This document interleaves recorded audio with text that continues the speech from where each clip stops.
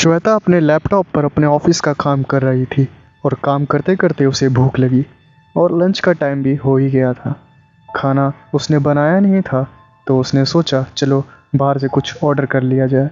उसने तुरंत अपना फ़ोन निकाला और खाना ऑर्डर कर लिया। उसके थोड़ी देर बाद ही उसके घर की डोरबेल बजी और श्वेता ने दरवाज़ा खोला और दरवाज़ा खोल के वो ऑर्डर ले लेती है, लेकिन उसने ध्यान दिया कि वो डिलीवरी बॉय उसे घूरे जा रहा था। पहले तो थोड़ा उसने इग्नोर किया और घर में जब वो पैसे लेने के लिए गई और पैसे लेकर बाहर आई तो जो उसने देखा उसे देख के वो चौंक गई। उसने देखा कि ना वहाँ कोई खाना है और ना कोई डिलीवरी बॉय।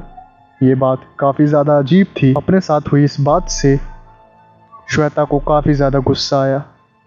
श्वेता ने तुरंत अपना फ़ोन निकाला और रेस्टोरेंट के नंबर पे कॉल किया और जब वहाँ के ओनर ने कॉल उठाया तो श्वेता ने सारी बात बताई और ओनर ने हंसते हुए कहा कि मैम, हमारा लड़का भी जस्ट 1 मिनट पहले ही निकला है और आप कह रही हैं कि कोई ऑर्डर लेकर आया और उसने ऑर्डर दिया भी नहीं और वो ऐसे ही चला गया।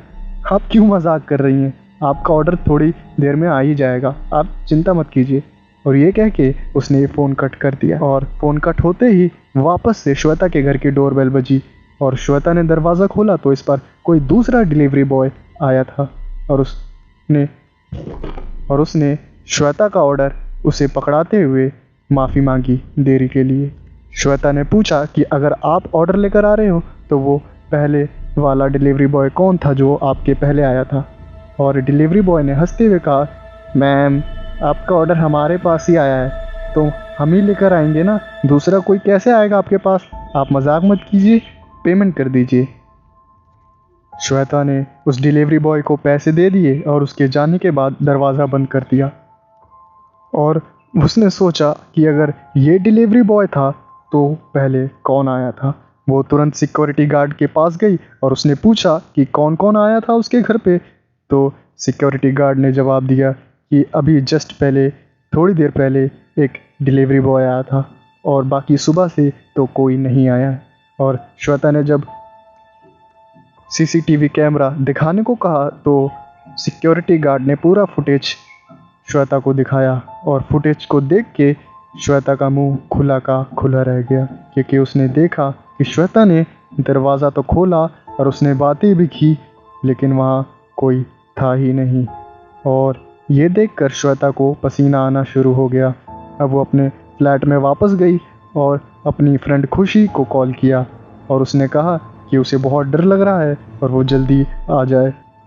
और थोड़ी देर बाद ही उसके घर की डोरबेल वापस बजी और उसने दरवाज़ा खोला तो उसने देखा कि खुशी आ गई थी।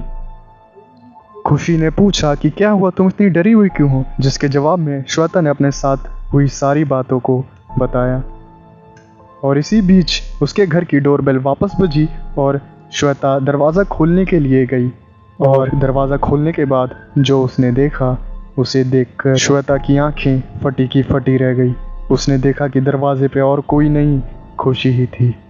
और अगर खुशी अब आई है तो अभी कौन था जो श्वेता से बातें कर रहा था? श्वेता डरते हुए पीछे मुड़ती है तो वो देखती है कि वहाँ कोई भी नहीं था। श्वेता की ये हालत देख के खुशी पूछती है कि क्या हुआ है और श्वेता फिर से सारी बातें बताती है। और उन्हीं बातों के बीच श्वेता का फ़ोन वापस बजता है और इस बार कॉल किसी अननोन नंबर से था। और कॉल उठाते ही सामने से एक आवाज़ आती है, बहुत शौक है तुझे मासूमों को फंसाने का, अब देख मैं तेरा क्या हाल करूँगा। और श्वेता डरते हुए फ़ोन काट देती है और खुशी को बताती है कि कोई मुझे धमकी दे रहा है, मुझे बहुत डर लग रहा है। लेकिन खुशी उसे घूरे जा रही थी और जो वो बताती है उसे सुन के श्वेता का सर घूम जाता है। और खुशी बताती है कि उसका फ़ोन तो रिंग हुआ ही नहीं तो उसने कॉल कब उठाई और बातें कब की। और ये सुन के श्वेता काफ़ी ज़्यादा डर जाती है और अपना फ़ोन उठाती है और कॉल लॉग निकालती है तो उसमें कोई भी इनकमिंग कॉल शो नहीं कर रही थी अननोन नंबर से। और अब सारी बातें श्वेता के बर्दाश्त के बाहर जा रही थी और उसने खुशी से कहा कि हम तेरे घर चलते हैं, मुझे यहाँ बहुत डर लग रहा है। यहाँ यहाँ रहना मेरे लिए सेफ नहीं है। और कुछ दिन बीत जाते हैं, सब कुछ नॉर्मल रहता है। फिर अचानक से जब श्वेता एक रात रोड पे कहीं पैदल जा रही थी तो अचानक से उसका फ़ोन रिंग हुआ। श्वेता ने कॉल उठाया तो सामने से एक आवाज़ आई, मैडम मेरी गलती नहीं थी, फिर भी मुझे मरना पड़ा, तो फिर आपको कैसे जिंदा छोड़ दूँ।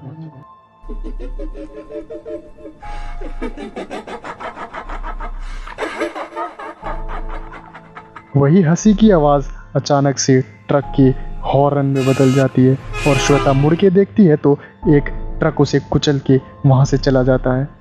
और श्वेता को अपने आखिरी पलों में याद आता है कि कुछ महीनों पहले श्वेता काफ़ी ज़्यादा जल्दी में थी। वो स्कूटी चलाते हुए कहीं जा रही थी और अचानक से उसका बैलेंस बिगड़ जाता है और वो एक डिलीवरी बॉय को ठोक देती है और ठोकर लगने की वजह से वो डिलीवरी बॉय वहीं गिर जाता है और उसका ऑर्डर भी ख़राब हो जाता है। फिर वो डिलीवरी बॉय ऑर्डर के पैसे जब श्वेता से मांगता है तो वो भीड़ इकट्ठी कर लेती है और सारी गलती उस डिलीवरी बॉय की बताती है। और कुछ गवार लोग और श्वेता मौके का फ़ायदा उठाते हुए ये भी कह देती है कि इसने मुझे गंदी गंदी गालियाँ दी। और कुछ गवार लोग श्वेता की बातों का यकीन कर लेते हैं और उस डिलीवरी बॉय को बहुत बुरी तरीके से मारते हैं और इस बात से उसकी काफ़ी ज़्यादा बदनामी होती है, जिसके कारण उसे काम से भी निकाल दिया जाता है। वो पूरी तरीके से रास्ते पे आ चुका था और ना चाहते हुए भी उसे ट्रक के सामने आकर सुसाइड करना पड़ता है और श्वेता को उसकी मौत की खबर न्यूज़पेपर से मिली थी।